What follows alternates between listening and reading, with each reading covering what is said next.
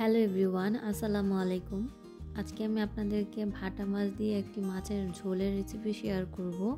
আশা করছি এই রেসিপিটি আপনাদের খুব ভালো লাগবে। এর জন্য প্রথমে আমি কতগুলো ভাটা মাছ নিয়ে নিয়েছি, আর এই মাছগুলোকে আমি খুব ভালো করে কেটে পরিষ্কার করে ধুয়ে নিয়েছি।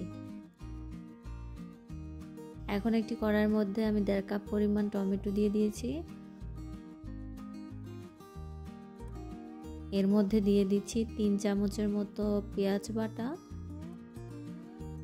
আর দিচ্ছি 1 চামচ রসুন বাটা,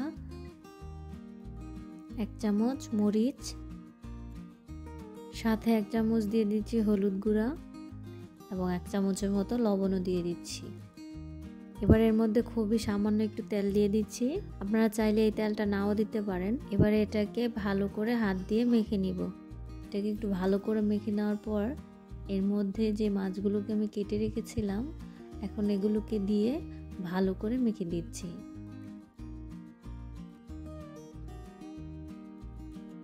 মাছগুলো মাখানো হয়ে গেছে।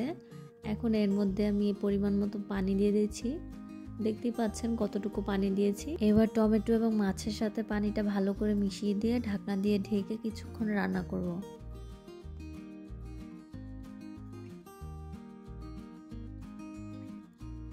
দেখতেই পাচ্ছেন টমেটোগুলো একদম নরম হয়ে গেছে এবং মাছগুলো সিদ্ধ হয়ে গেছে।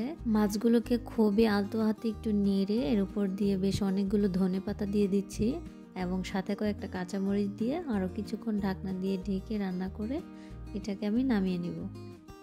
এই তো দেখতে পাচ্ছেন রান্নাটা কিন্তু খুবই সিম্পল। এটা খুবই তাড়াতাড়ি রান্না করা যায় আর খেতে কিন্তু খুবই মজার হয়ে থাকে। আপনারা কিন্তু বাসায় একবার হলেও ট্রাই করবেন। আর যদি আমার এই রান্নাটি আপনাদের ভালো লেগে থাকে তাহলে অবশ্যই আমার চ্যানেলটিকে সাবস্ক্রাইব করবেন। আল্লাহ হাফেজ।